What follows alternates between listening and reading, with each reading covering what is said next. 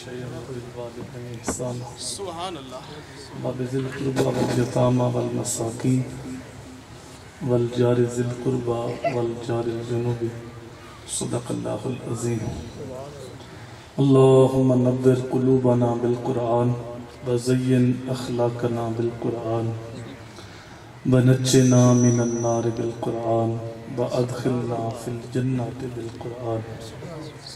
حمد و ثنا اور درود و اسلام کے بعد معزز سامعین کرام، برادران اسلام، نہایت ہی واجب الاحترام ذی وقار علماء کرام، السلام علیکم. آج کی یہ بابرکت محفل آپ لوگوں نے بڑی محبت کے ساتھ اپنے آقا و مولا حضور نبی رحمت صلی اللہ علیہ وآلہ وسلم کی بارگاہ میں اپنی عقیدتوں، ارادتوں اور محبتوں کا خراج پیش کرنے کے لیے منعقد کی. اللہ تعالیٰ کی بارگاہ میں دعا ہے اللہ تعالیٰ محفل کا لمحہ لمحہ اپنی بارگاہ میں قبول فرمائے. پورا سال ہی حضور کا ذکر ہوتا رہتا ہے، لیکن جو ہی ربیع الاول شریف کا چاند طلوع ہوتا ہے تو ایک بہار آ جاتی ہے. اتنا تذکرہ کسی کا نہیں ہوا جتنا سرکار مدینہ کا ہو رہا. دنیا پہ بڑے بڑے نامور زہرہ جمال، پری پیکر، جابر حکمران آئے اور چلے گئے. آج ان کا نام و نشان بھی باقی. کون کسی کو یاد کرتا ہے؟ کس کے پاس وقت ہے؟ ہماری حالت تو اتنی نازک ہے، ہم خونی رشتے بھول جاتے ہیں. ہار فکڑی رومی کشمیر بولے، سہ سہ جوڑ سنگت دے ڈٹھے، اوڑک بتھاں پئیاں جنہ بنا ایک پل نہیں سنجیندے. وہ شکلیں یاد نہ رہتی، شکلیں بھی یاد نہیں رہتی. اور مشتاق یوسفی نے کہا تھا، مٹ گیا مشتاق دل سے رنگ یاد رفتہ گاں، پھول مہنگے ہو گئے قبریں پرانی ہو گئی. 4 دن تو لوگ پھول ڈالتے ہیں، پھر قبر کا نشان بھی یاد نہیں رہتا. لیکن کیا وجہ ہے؟ 1400 سال سے اوپر عرصہ گزر گیا ہے، نہ تو عقیدتوں کے پھول مہنگے ہوئے ہیں اور نہ گنبد خضرا کا رنگ پرانا ہوا ہے. اسی طرح محبتوں کا سلسلہ ہے. صدیوں قبل میرے حضور دنیا پہ تشریف لائے تھے، لیکن ماحول کی تازگی بتاتی ہے جیسے کہ کل ہی گزر کے گیا ہے. زمین سے آسمان تک، آسمان سے لامکان تک ہے. کہاں کھولے تھے گیسو یار نے خوشبو کہاں تک. کائنات کا ذرہ ذرہ میرے حضور کے ذکر سے مہکتا ہے، اور اہل ایمان حضور کے ذکر سے اپنے دکھی دل کو تسکین دیتے ہیں. بعض لوگ پوچھتے ہیں تم یہ محفل میلاد کرتے ہو، یہ کہاں لکھا؟ یہ ایکو اس کی بالکل بند کر دو بھائی، ساؤنڈ والے بھائی ایکو بالکل بند کر دو. ایک طرف دلائل کی دنیا ہے، ہمارے علماء کرام دلائل کے انبار لگا دیتے ہیں، لیکن میرے شیخ طریقت قبلہ استاذی مکرم پیر زادہ محمد رضا ساکی مصطفی صاحب، آپ کا انداز تو بالکل سادہ ہے لیکن روحوں میں اترنے والا ہے. آپ بڑے میٹھے لہجے میں کہتے ہیں کہ بلا ہو سکتا ہے بات پھول کی چل رہی ہو اور بلبل کو ناگوار گزرے. کیا یہ ممکن ہے کہ بات شمع کی ہو رہی ہو اور پروانہ کہے کہاں لکھا ہوا ہے؟ یا بات چاند کی چل رہی ہو اور قمری اس کی دلیلیں ڈھونڈے؟ فرماتے ہیں یہ بھی ممکن نہیں کہ بات سرکار مدینہ کی ہو رہی ہو اور امتی کہے کہاں لکھا ہوا ہے. امتی کے لیے تو اس سے بڑھ کے سرمایہ کوئی نہیں. کوئی حضور کی صورت کی بات کر دے، کوئی حضور کی سیرت کی بات کر دے. امتی کا چہرہ تو کھل اٹھتا ہے اور وہ کہتا ہے میں خانہ سہارا دیتا ہے نہ جام سہارا دیتا ہے، ہم کو تو فقط کملی والے کا ایک نام سہارا دیتا ہے. کتنا میٹھا نام ہے. جب کسی کے لبوں پہ حضور کا نام آتا ہے لگتا ہے منہ میں شہد گل گیا ہے. یہ انور مسعود صاحب یہ ہیں تو مزاحیہ شعر، لیکن جب حضور کی مدحت میں قلم اٹھاتے ہیں تو کمال کر دیتے ہیں. ان کا نام لبوں پہ آئے میٹھا میٹھا منہ ہو جائے. ان کا نام لبوں پہ آئے میٹھا میٹھا منہ ہو جائے. ان کے بول بہاروں جیسے اور اصحاب ستاروں جیسے، ان سا پیارا اور نہ کوئی، ان سے بچھڑ کے لکڑی روئی، جب وہ سیر کو جایا کرتے سر پہ بادل سایہ کرتے. سبحان اللہ. وہ شانوں کے مالک ہے، جب ان کا تذکرہ نور چھڑتا ہے ماحول میں خوشبو پھیل جاتی ہے. سبحان اللہ. خلف سلف کے اندر یہ عمل بڑا محبوب رہا کہ وہ مل بیٹھ کے حضور کی آمد کے تذکرے کرتے آئے. محدث ابن جوزی علیہ رحمہ یہ آج سے تقریباً 800 سال پہلے ہو یہ لکھتے ہیں جہاں ایک مرتبہ محفل میلاد ہو پورا سال وہاں رحمت برستی رہتی. سبحان اللہ. تو یہ محافل دین سیکھنے کا ذریعہ ہوا کرتی تھی. ان محافل سے دلوں میں حب رسول پیدا ہوتا تھا. ان محافل سے ہماری تربیت ہوتی تھی. لیکن کچھ اشروں سے یہ محافل وقتی ذوق نعروں اور دعووں تک محدود ہوتی جا رہی اور جو اصل روح تھی وہ نکلتی جا رہی. جب ہم محافل نعت میں ہوتے ہیں تو سارے عاشق رسول ہوتے ہیں. دعوے اتنے بڑے بڑے ہم کرتے ہیں کہ غلامی رسول میں موت بھی بولیے غلامی رسول میں موت بھی یہ دعویٰ ہے. اور ہر دعویٰ دلیل سے مضبوط ہوتا ہے. دعویٰ اتنا بڑا اور دلیل اتنی کمزور ہے کہ ہمیں 5 وقت کی نماز بھی قبول ہے. سبحان اللہ. جب ہم محفل نعت میں ہوتے ہیں تو نعرے جب مارتے ہیں تو لگتا ہے ابھی کلیجہ پھٹ جائے گا. اتنا ملت کا درد بھرا ہوا ہے. ابھی عشق رسول سے جگر 2 حصوں میں باہر آنے والا ہے. یہ ہماری کیفیت ہوتی ہے نعروں کی حد تک دعووں کی حد تک اور ہم اپنے آپ کو عاشق ثابت کر رہے ہوتے ہیں. لیکن عشاء کے بعد محفل ہو تو عشاء کی نماز ہم پڑھ کے نہیں جاتے. ہماری کوشش ہوتی ہے کہ عشاء کی نماز ہو جائے بعد میں جائیں. پھر 12-1 بجے تک محفل ہوتی ہے. صبح پکے نمازی بھی غائب ہوتے ہیں. میرے بھائی میں ایسے عشق رسول سے واقف نہیں ہوں جس کے اندر 5 وقت کی نماز نہ ہو. سبحان اللہ. چونکہ صحابہ سے بڑا عاشق اس کائنات کے اندر کوئی نہیں اور نہ قیامت تک ہو سکتا ہے. لا شک. مجھے کوئی بندہ یہ نہیں دکھا سکتا کسی صحابی نے جان بوجھ کے ایک بھی نماز چھوڑی ہو. آپ نے یہ واقعہ تو سنا ہوگا نا حضرت علی کی نماز قضا ہو گئی تو پھر کیا ہوا تھا سورج کو یہ ایک بات کی کہانی ہے. اس سے پہلے بھی کچھ ہوا تھا. یہ تو ہمیں یاد ہے دور کا موجودہ. اس سے پہلے یہ ہوا تھا کہ حضرت علی کی آنکھوں میں آنسو آ گئے تھے رو پڑے تھے. اب توجہ طلب بات ہے کہ روئے کیوں تھے. حضور کا سر انور گود میں تھا. حضور کے لیے قضا ہوئی تھی. رب کا حکم ہے من یؤتی الرسول فقد اطاع اللہ. جس نے رسول کی اطاعت کی اس نے اللہ کی اطاعت کی. تو قضا پڑھ لیتے. اطاعت رسول میں قضا ہوئی تھی اطاعت خدا میں قضا ہوئی تھی قضا پڑھ لیتے. شریعت کا مسئلہ اگر کبھی قضا ہو جائے تو قضا پڑھ لو. تو روئے کیوں تھے میرے بھائی. روئے اس لیے تھے کہ انہیں قضا پڑھنے کی عادت نہیں تھی. علی کی پہلے زندگی میں کبھی قضا ہوئی نہیں تھی. سبحان اللہ. یہ پہلا موقع تھا قضا ہوئی تو آپ رو پڑے. اور پھر حضور نے سورج کو واپس پلٹایا. علی نے اس دن بھی قضا نہیں پڑھی اس دن بھی ادا ہی پڑھی. سبحان اللہ. تو ہم کیسے علی کے ملنگ ہیں. محفل نعت چل رہی ہوتی پکا علی کا ملنگ اٹھتا ہے تو کہتا ہے 2 شعر علی کی منقبت کے ہو جائیں. پھر علی علی کر کے ساری مجلس جھوم جاتی ہے اور علی کی تعلیمات کو بھول جاتے. علی پاک کی منقبت کے اشعار ہوں لیکن ساتھ ابو بکر کی منقبت کے بھی ہوں. میرے حضور نے فرمایا میرے اوپر جس نے بھی احسان کیا میں نے اس کے احسان کا بدلہ دے دیا. لیکن ابو بکر ایک ایسا جوان ہے جس کے احسان کا بدلہ قیامت کو اللہ ہی پورا فرمائے. سبحان اللہ. ابو بکر کی منقبت کے بھی اشعار ہوں لیکن ساتھ حضرت عمر کی منقبت کے بھی ہوں.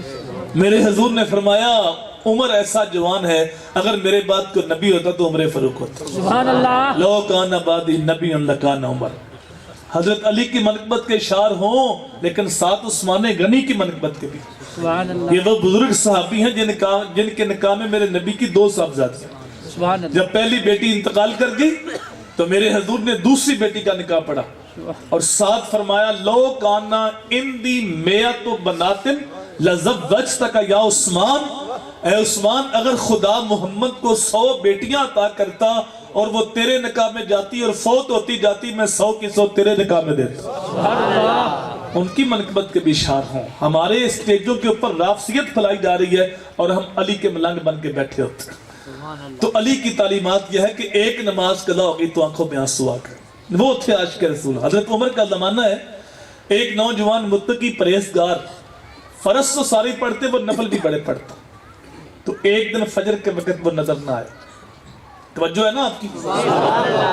کتنے بندے غائب تھے نماز سے بولیے ذرا. ایک بندہ غائب تھا. حضرت عمر آدھی دنیا کے بادشاہ. مسجد نبی کے امام و خطیب ہیں, گھر جا کے حال پوچھیں. ان محافل سے ہم نے کچھ سیکھنا ہوتا ہے, اپنے اندر اترنا ہوتا ہے, خود کلامی کرنی ہوتی ہے, خود احتسابی کرنی ہوتی ہے. صرف کانوں کا چسکا نہیں ہوتا کہ وقتی طور ذوق لیں, نعرے ماریں, گھروں کو چلے جائیں اور کہیں خطیب صاحب نے کمال کر دی. یہ مقصد نہیں ہوتا. جو کہا تھا اقبال نے, اپنے من میں ڈوب کر پاجا سراغ زندگی, میرا نہیں بنتا نہ بن, اپنا تو بن. تو یہاں رک کر میں بھی دیکھوں, آپ بھی دیکھیں کہ اگر اللہ نے مجھے 5 وقت نماز کی توفیق دی ہے تو کبھی میں نے اپنے بھائی سے پوچھا کہ بھائی آپ نماز پڑھنے کیوں نہیں آئے؟ اگر میں باپ ہوں تو کبھی بیٹے سے کہا بیٹا آپ نماز کیوں نہیں پڑھتے؟ اگر میں بیٹا ہوں تو ابو کے آگے ہاتھ جوڑے, ابو جی آپ مسجد میں کیوں نہیں آتے؟ کبھی اپنے دوست سے کہا, کبھی اپنے ہمسائے سے کہا. اور میرے بھائی باقی دوستیاں قیامت کو ٹوٹ جائیں گی. الاخلاء یومئذ بعضهم لبعض عدو الا المتقین. غیر یار بھی قیامت کو دشمن بن جائے گا, ایک دوسرے کا گرے بان نوچیں گے. خلیل کہتے ہیں گوڑے یار کو, جگری یار کو ایک دوسرے کو نوچیں گے. ظالم خود تو ڈوبا تھا, مجھے بھی لے ڈوبا. لیکن جن کی دوستیاں تقوی کی بنیاد پہ ہوں گی وہ قیامت کے دن بھی قائم رہیں. سبحان اللہ. نور آنکھوں میں تو چہرے پہ اجالے ہوں گے, مصطفیٰ والوں کے انداز نرالے ہوں گے. آج دنیا میں بھی ان کے دم سے مقدر چمکا, محشر کو بھی ہم ان کی رحمت کے حوالے ہوں گے. وہاں تو ایک بندہ گیا تھا, گھر چلے گیا, دروازے کو دستک دی تو ان کی والدہ باہر آئی. کہا بیٹا مسجد میں نہیں آیا؟ تو کہا ساری رات وہ نفل پڑھتا رہے, تو اب وہ سو گیا تو میں نے جگایا نہیں. تو آپ نے کہا میرے نزدیک ساری رات نفل پڑھنے سے بہتر تھا کہ ساری رات آرام سے سوتا اور فجر کی نماز جماعت کے ساتھ پڑھتا. سبحان اللہ. کیونکہ میرے حضور نے فرمایا جس نے عشاء کی نماز جماعت کے ساتھ پڑھی اس نے آدھی رات قیام کیا, اور جس نے 7 فجر بھی جماعت کے ساتھ پڑھی اس نے پوری رات قیام کی. سبحان اللہ. 2 نمازیں جماعت کے ساتھ پڑھ لو, ساری رات آرام سے سوئے رہو, پوری رات عبادت کا ثواب ہوتا ہے. سبحان اللہ. لیکن میں حیران ہوتا ہوں ایسے عاشقوں پہ. یہ 11-12 کی درمیانی شب کو چراغاں کرنے کے لیے تو جاگتے ہیں, جھنڈیاں لگانے کے لیے تو جاگتے ہیں, صفائی کرنے کے لیے تو جاگتے ہیں, اچھی بات ہے کریں, لیکن وہی نوجوان فجر کی نماز نہیں پڑھتے. اب نماز تو میرے نبی کی آنکھوں کی ٹھنڈک تھی, نماز تو اتنی محبوب تھی حضور کو. جب نماز کا وقت ہوتا یہ نہ کہتے اذان کہو, بلکہ فرماتے ارہنا یا بلال, ارہنا یا بلال, بلال اٹھو ہمارے دل کو راحت پہنچاتا. سبحان اللہ. اذان ہو تو حضور کے دل کو راحت پہنچتی ہے, اور امتی نماز پڑھے تو نبی کی آنکھیں ٹھنڈی ہوتی. سبحان اللہ. لیکن میں بیزار ہوں ایسے عاشق پہ.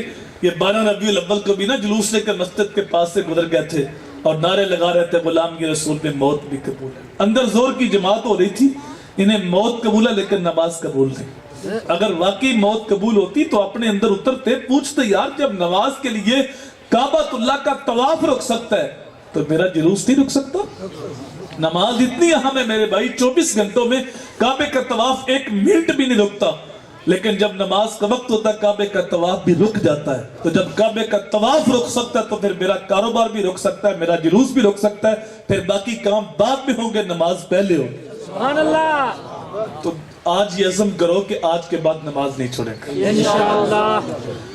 یہ میلاد یہ حضور کی برتھ ڈے ہے, اور جب تم برتھ ڈے پہ جاتے ہو تو لوگوں کو تحفے پیش کرتے ہو, اوروں کو پیش کرتے ہو, تو میرے نبی کو بھی پیش کرو اور عرض کرو آقا آج اس کی برتھ ڈے کے موقع, آپ کی برتھ ڈے کے موقع پہ آپ کی بارگاہ میں تحفہ پیش کرتے ہیں کہ آج کے بعد 5 وقت نماز پڑھ کے آپ کی آنکھیں ٹھنڈی کریں گے انشاءاللہ. اور اگر آپ پہلے پڑھتے ہیں آج نیت کر لی تو ایک نیت اور کر لو کہ اگر ہمارے گھر میں محلے بستی میں کوئی بے نمازی ہے ہم اس کو دعوت دیں گے. یہ دین دعوت سے پہلے ہم نے دعوت دینا چھوڑ دی. دل کو بدلنا ہمارا کام نہیں, وہ اللہ کا کام ہے. حضرت صدیق کہتے ہیں میں جا رہا تھا, ایک نوجوان شراب کے نشے میں گرا پڑا تھا, اس کا منہ گندی نالی میں تھا. کہتے بڑا ترس آیا, یہ اشرف المخلوقات ذلیل ہو رہا ہے. اس کو کھینچا, صاف پانی سے منہ دھو دیا, گھر کا رستہ بتا دیا. اللہ کی شان کریمی دیکھی. جب میں صبح تہجد پڑھنے کے لیے گیا تو وہ شرابی مجھ سے پہلے نماز پڑھ. سبحان اللہ. میں نے عرض کی باری تعالیٰ یہ تو مشہور شرابی تھا, دن کو میں نے منہ دھویا, گھر کا رستہ بتایا. حاتب سے آواز آئی اے میرے بندے تو نے اس کا منہ دھو دیا تھا, میں نے اس کا دل دھو دیا. سبحان اللہ. اب لیں کسی کو وضو کرا کے رب کی بارگاہ میں دعا کرے, مان کے میرا بھائی ہے, میرا دوست ہے, میرا ہمسایہ ہے, اس کو جہنم کی آگ سے بچا لے, ہو سکتا ہے اللہ اس کے دل کی دنیا بدل دے. تو دین اسلام کو 3 حصوں میں تقسیم کیا گیا ہے. پہلی چیز ہے اعتقادات، عقائد کا درست ہونا. اگر اچھے عقائد نہ ہو تو اچھے اعمال آخرت میں نفع کا سبب نہیں بنتے، کیونکہ عقائد کا دوسرا نام ایمان ہے، اور اعمال قبول ہوتے ہیں ایمان کی شرط کے ساتھ. جب عقائد بگڑتے ہیں تو ایمان لٹ جاتا ہے. عقائد وہی جو صحابہ کے تھے، اہل بیت کے تھے، اولیاء اللہ کے ہیں.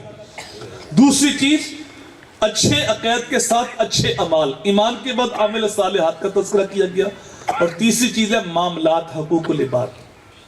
قرآن مجید میں حقوق العباد کے اوپر بہت زور دیا گیا، اور حقوق العباد کا موضوع تو وسیع موضوع ہے، وقت اتنا نہیں ہے، لیکن مقدم حق جو ہے وہ ماں باپ کے.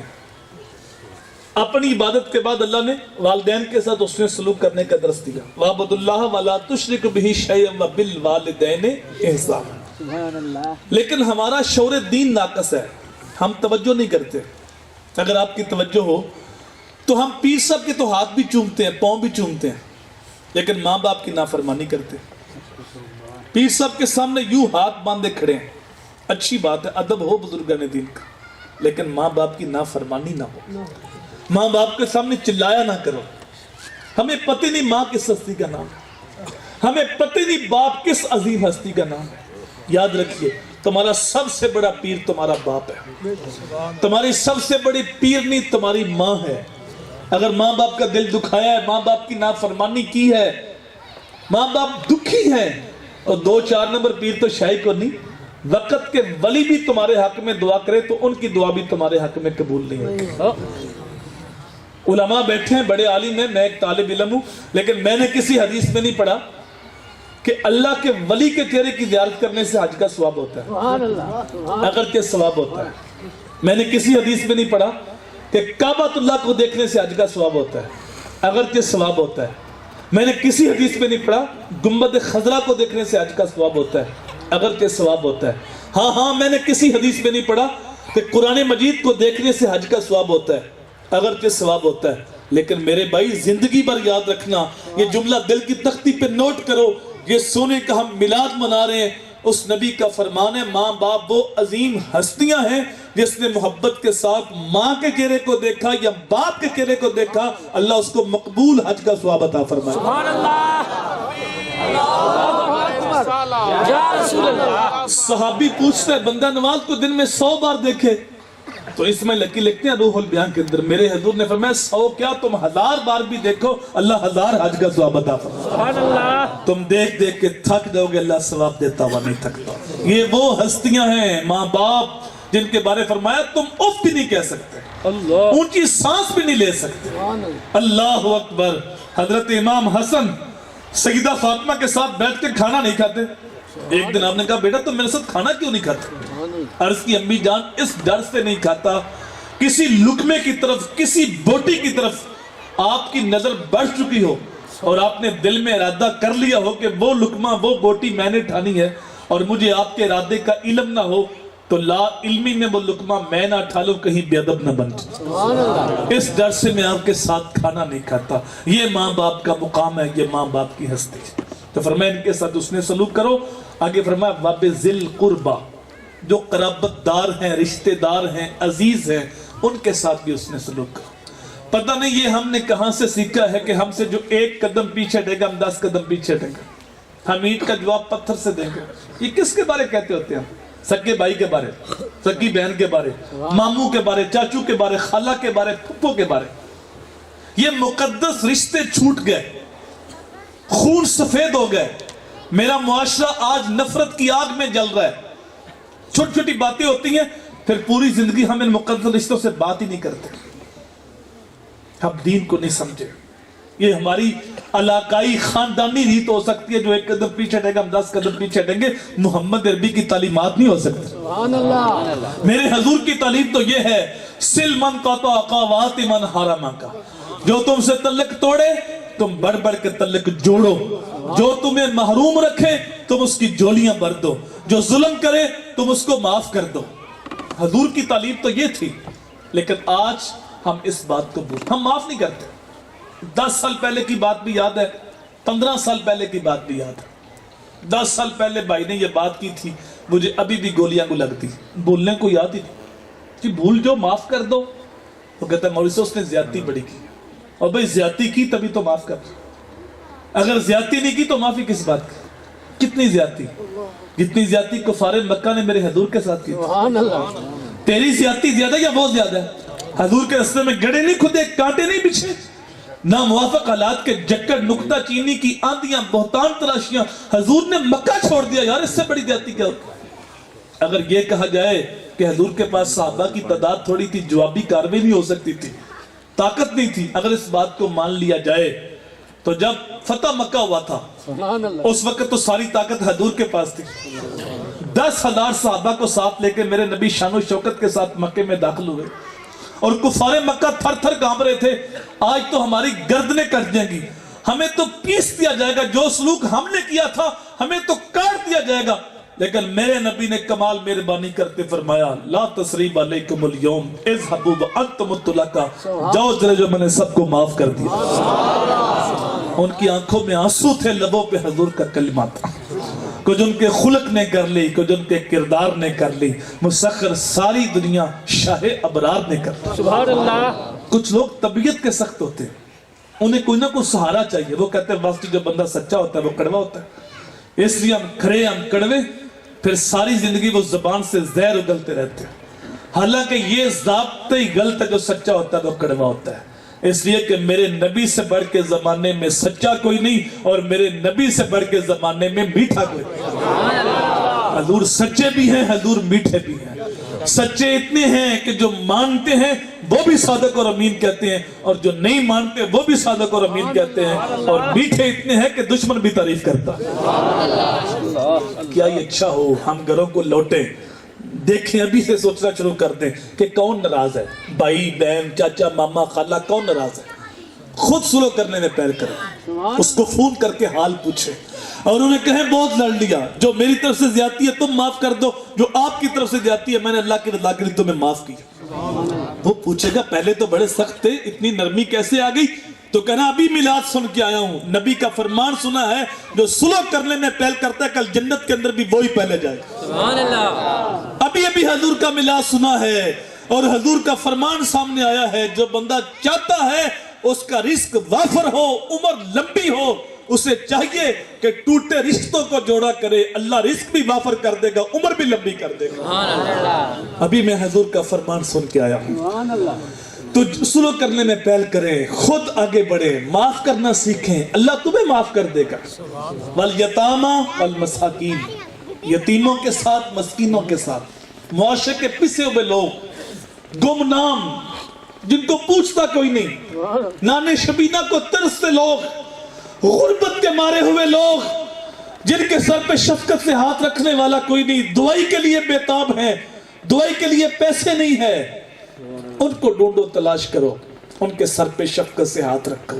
ایک تو یہ میلاد ہے جو تم منا رہے ہو، اور ایک میلاد یہ بھی ہے، ان دنوں میں دیکھیں کون کون غریب ہے، کون کون یتیم ہے، ہمارے معاشرے میں، محلے میں، رشتہ داروں میں، دوستوں کی صفوں میں، ان کی فہرست بنا لیں، ان کے لیے کوئی پیکج تیار کر لیں، کھانے کا راشن ہو، پہننے کا لباس ہو، بچوں کے کھلونے ہوں، بچوں کی چوڑیاں ہوں، نقدی پیسے رکھو اس کے اندر اور رات کی طریقی میں دے آؤ، اس کے اوپر لکھ دو جشن عید میلاد النبی آپ کو مبارک ہو، اس غریب تک پہنچاؤ، میلاد والا نبی آپ پہ بڑا ہی راضی ہوگا۔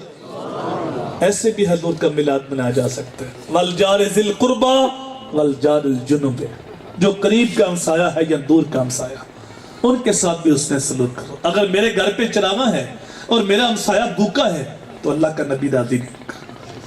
اللہ کے نبی نے 3 قسمیں اٹھائیں، اللہ کی قسم وہ شخص مومن نہیں، اللہ کی قسم وہ شخص مومن نہیں، اللہ کی قسم وہ شخص مومن نہیں۔ صحابہ نے پوچھا آقا کون؟ فرمایا جس کی شرارتوں سے اس کا ہمسایہ محفوظ نہیں، فرمایا جو خود تو پیٹ بھر کے سوتا ہے اور اس کا ہمسایہ بھوکا ہے اور اس کو پتہ ہے وہ بھوکا ہے، حضور نے فرمایا اس بندے کا میرے اوپر ایمان ہی نہیں، وہ مجھے مانتا ہی نہیں۔ فرمایا جانتے ہو ہمسایہ کے حقوق کیا ہے؟ پھر خود ہی میرے حضور نے فرمایا ہمسایہ بیمار ہو اس کی تیمارداری کرو، اسی خوشی پہنچے مبارک دو، غم پہنچے اظہار تعزیت کرو، فوت ہو جائے جنازے کے ساتھ جاؤ، قرضہ مانگنے آئے قرضہ دے دو، تمہاری دیوار میں لکڑ ٹھوکنا چاہے اس کو منع نہ کرو، اپنے مکان کی دیوار ہمسائے کے مکان سے اونچی نہ کرو کہیں اس کی ہوا نہ رک جائے۔ اور بڑا قیمتی جملہ پورا معاشرہ حضور نے ایک جملے میں بند کر دیا، فرمایا اپنے گوشت کی خوشبو سے ہمسائے کو تکلیف نہ دو. اگر تم نے گوشت پکایا تو پانی اور ڈال لو اور ایک پیالی اس کے گھر میں بیچ دو. نہیں بیچ سکتے تو چپکے سے پکاؤ. پھل لاتے ہو اس کے گھر میں بیچو. نہیں بیچ سکتے پھل بھی چھپاؤ, چھلکے بھی چھپاؤ. یہ تعلیم تھی میرے حضور کی. ہم نے صرف نعرے مارے ہیں, حضور کی تعلیمات نہیں پڑھی. ہم نے صرف دعوے کیے ہیں, حضور کی سیرت پہ عمل نہیں کیا. امیر آدمی اپنے بیٹے کی شادی کرتا ہے, لاکھوں روپے کی آتش بازی چلتی ہے, نوٹوں کو آگ لگتی ہے, ساری رات بستی والوں کو سونے نہیں دیتا, بوڑھے تڑپتے ہیں, بیمار سسکتے ہیں, لیکن وہ اپنی خوشیوں کے حصار میں ہے. اس نے کل داد لینی ہے لوگوں سے, لوگ تذکرے کریں گے, چیمہ صاحب نے, چٹھا صاحب نے, خان صاحب نے, ملک صاحب نے حد کر دی. لیکن اس بات کو بھول گیا کہ میری گلی کے اندر وہ غریب ہمسایہ بھی بستا ہے جس کی جوان بچیاں اپنے باپ کی دہلیز پہ بیٹھی بوڑھی ہو رہی ہیں. بچیاں پڑھی لکھی ہیں, سلیقہ شعار ہیں, خوبصورت ہیں, لیکن رشتہ قبول نہیں کرتا کہ جہیز کے لیے پیسے نہیں ہے. کتاب عزیز کا ایک اور باپ بیت گیا, جہیز بن نہ سکا, شباب بیت گیا. تارا ٹوٹتا سب نے دیکھا, یہ نہ دیکھا ایک نے بھی کس کی آنکھ سے آنسو ٹپکا, کس کا سہارا چھوٹ گیا. اس گلی کے اندر وہ یتیم بھی بستا ہے جس کے پاس پڑھائی کے لیے پیسے نہیں ہے.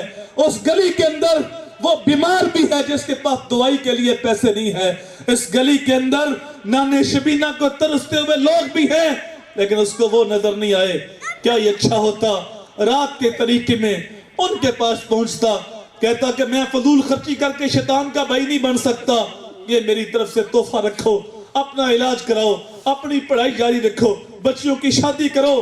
وہ تو خوش ہوتے ہی, لیکن اللہ بھی خوش ہوتا, اللہ کا رسول بھی خوش ہوتا. سبحان اللہ. میرے حضور نے فرمایا من تصدق بصدقۃ فاخفاها حتى لا تعلم شماله ما تنفق يمينه, جس نے دائیں ہاتھ سے دیا اور بائیں کو خبر نہ ہوئی, قیامت کے دن جب کوئی سایہ نہیں ہوگا, اللہ ایسے بندے کو اپنے عرش کا ٹھنڈا سایہ نصیب فرمائے. سبحان اللہ. اور میرے بھائی میلاد کے پیغام کو سمجھو, صرف نعرے نہ مارو, عملی طور پہ غلام بنو حضور کے. مفتی حبیب اللہ بڑی خوبصورت اور بڑے پتہ کی بات کرتے تھے. فرماتے یہ نہ ہو تمہیں کو پوچھے کہ تم کون ہوتے ہو تو تم بتاؤ کہ ہم مسلمان ہوتے ہیں. فرمایا نہ کسی کو پوچھنا پڑے, نہ کسی کو بتانا پڑے, تمہاری وضاحت, شکل و صورت, کردار و افعال ایسے ہو, تم دور سے آ رہے ہو, لوگ دیکھ کے پہچان جائیں وہ دیکھو حضور کا غلام آ رہا. نور آنکھوں میں تو چہرے پہ اجالے ہوں گے, مصطفیٰ والوں کے انداز نرالے ہوں گے. آج دنیا میں بھی ان کے دم سے مقدر چمکا, محشر کو بھی ہم ان کی رحمت کے حوالے ہوں گے. ہمیں میلاد کے پیغام کو سمجھنا ہے, یہی پیغام ہے, گرد و عالم میں تجھے مقصود گر آرام ہے, ان کا دامن تھام لو جن کا محمد نام ہے. ہم اسے خام تو اس طرح سے کندن کر لو, دل کو یاد شاہ کونین کا مسکن کر لو. سبز گنبد سے یوں تعلق بناؤ نازش, روح بھی اپنی ہرے رنگ سے روغن کر لو. میں آپ کو کوئی لچھے دار بات نہیں سنائی, میں بھی لچھے دار باتیں سنا سکتا تھا, لیکن میں ایک لمبا سفر کر کے آیا ہوں آپ تک. میں نے آپ کو دین دیا ہے, میں نے نعرے نہیں مروایا آپ سے, دعوے نہیں کیے, لیکن میرا ضمیر مطمئن ہے میں آپ کو دین دے کے گیا ہوں. کیونکہ یہ ممبر, اس کے بھی کچھ تقاضے ہیں.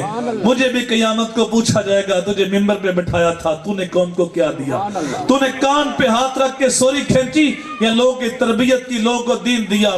نہ ادھر ادھر کی بات کر, مجھے یہ بتا قافلہ کیوں لٹا؟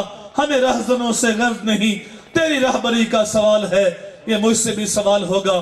آپ اپنی ذمہ داریاں سمجھو اور حضور صلی اللہ علیہ وآلہ وسلم کی امت کے غم بانٹ لو. قیامت کے دن میزان کے اوپر جو سب سے بھاری وزن ہوگا وہ نمازیں روزے نہیں ہوں گے, وہ حج زکات نہیں ہوں گی, وہ تیرا حسن اخلاق ہے, وہ تیرے میٹھے بول ہے, وہ کسی ٹوٹے ہوئے دل کو جوڑنا ہے, کسی دکھیے کے کام آنا ہے, کسی کے دل کی ڈھارس بندانا ہے, کسی کا بوجھ اٹھانا ہے. آپ حدیث سنتے ہو علماء سے, جس نے مرنے والے کو 40 قدم کندھا دیا اور میت کو قبرستان رکھنے سے پہلے پہلے کندھا دینے والے کے صغیرہ گناہ معاف کر دیے جاتے ہیں. یار جو مرنے والے کا سہارا بنے اس کے گناہ معاف ہو جاتے ہیں, تو جو کسی زندہ کا سہارا بن جائے, جو کسی حضور کے زندہ امتی کا بوجھ اٹھا لے, جو کسی غریب کا, یتیم کا, مسکین کا, کسی بیوہ کا बोझ उठा ले, अल्लाह उसके ऊपर कितने करम फरमाएगा। इकबाल की शायरी का जूस निकालो तो यही शेर सामने आता है कि मोहम्मद से वफा तूने तो हम तेरे हैं, ये जहां चीज है क्या लोहो कलम तेरे हैं। कितनी तुम्हारे पास इस्तिताअत है, उम्मत के बोझ उठाओ, उम्मत के गम हल्के करो। अल्लाह की बारगाह में दुआ है, कहे सुने जुमले मालिक अपनी बारगाह में कबूल फरमाए। मगरिब का वक्त हो गया, वरना आपके तमतमाते हुए चेहरे, रोशनी बांटती पेशानियां और मोहब्बतें बांटते लहजे इस बात का तकाजा करते हैं कि मैं और भी बयान करूं, लेकिन जो मैंने कहना था वो कह दिया कि दीन तीन चीजों का नाम है, अच्छे अक़ैद, अच्छे अमाल और अच्छे अखलाक। इनको जिंदगी में नाफिज कर लो, जिंदगी के अंदर इनको ले आओ, फिर दुनिया भी तुम्हारी है, आखिरत भी तुम्हारी है। जी चांदे इस रात नू मैं मैशर दी फजर तक रोक लवा, जे वस चले मेरा ते सोने नू हशर तक रोक लवा। ना नजरे करम दी चात मुके, ना रात मुके, ना बात मुके, मगर दिल के अरमान पूरे हुए थे अभी, ये गजब हो गया कि सहर हो गया।